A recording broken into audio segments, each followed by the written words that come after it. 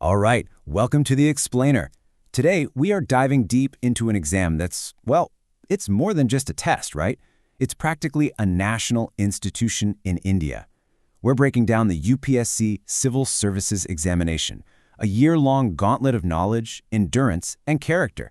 So, what does it really take to join the ranks of the country's top civil servants? Let's find out. Okay, look at this number, 14 lakh, or 1.4 million. That's roughly how many people every single year apply for this one exam. It's a staggering figure, representing millions of dreams all aimed at one single goal, serving the nation. Now, from that massive pool of applicants, that sea of people, how many actually make it? Just about 1,000. Think about that. The success rate is less than 0.1%. It's an incredible funnel, and believe me, it's designed that way on purpose to find the very best. So how on earth do you go from millions down to 1,000? Well, it's all done through this really careful, year-long 3-stage process. You can think of it exactly like a funnel. Each stage gets narrower and narrower, testing different things until only the most suitable candidates are left. So let's start at the very top, at the widest part of that funnel. All right, stage 1. This is the first big hurdle, the preliminary exam, or as everyone calls it, prelims. Now, this stage isn't really about getting a super high score. It's all about survival. It's a multiple-choice test that's basically a giant screening tool, designed to weed out a huge number of people right at the start. So, prelims isn't just one test. It's actually 2 different papers, and they have very, very different jobs. First up, you've got General Studies Paper 1. This covers everything from history to economy. Your score here is what decides if you make the cutoff. But, and this is a big but, before that score even gets looked at, you have to get past its gatekeeper, Paper 2, the CSAT. And this is where you see that filter in action for the first time. The CSAT paper is just for qualifying. You don't need to ace it, you just need to get at least 33%. But here's the kicker. If you don't hit that 33% mark, they won't even look at your main GS paper. It's a total non-starter if you don't clear this first. So, to break it down, the path through prelims is pretty straightforward. Step 1, you have to pass the CSAT with 33%. Only if you do that do they move to Step 2 and score your General Studies paper. Then, if that score is above the cutoff for the year, boom, you've made it through the first gate. You're on to the main. Okay, on to stage 2, the mains examination.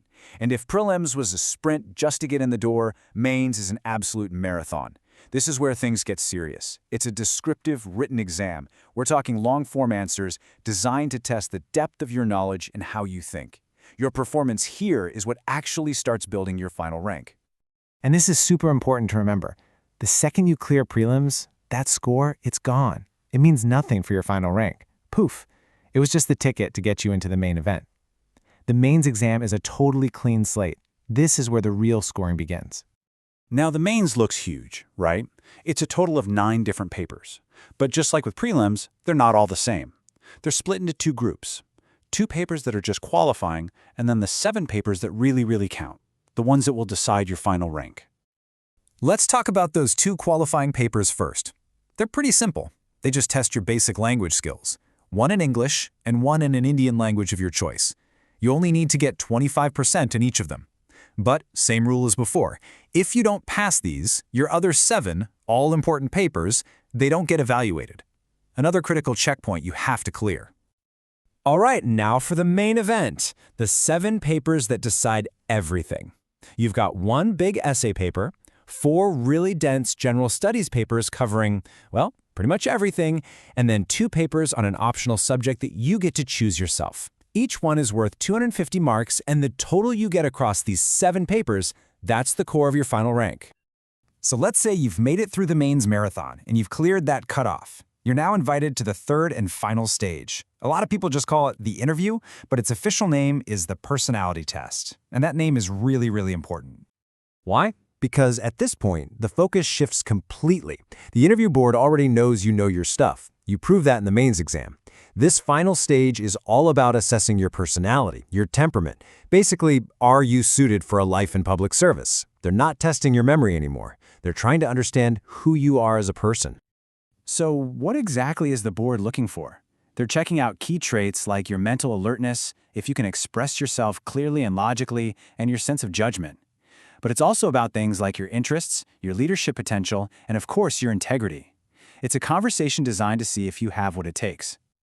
Okay, so you've cleared prelims, you've survived mains, and you've finished the personality test. You've cleared all 3 stages. Now what?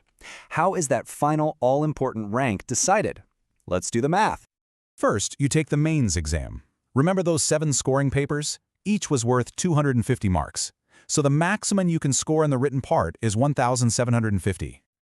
Then, you add the score from your personality test to that total. The interview is out of a maximum of 275 marks. And when you add those 2 numbers together, you get the grand total. Your final rank, the thing that decides your entire career, is calculated out of a maximum of 2,025 marks. But here is probably the most surprising thing about this whole exam. You know how in school or college, topping an exam means getting 90, maybe 95%? Well, forget that. To get rank 1 in this exam, you don't need anywhere close to that. You need about 53%. And that's not just some theory, it's a fact.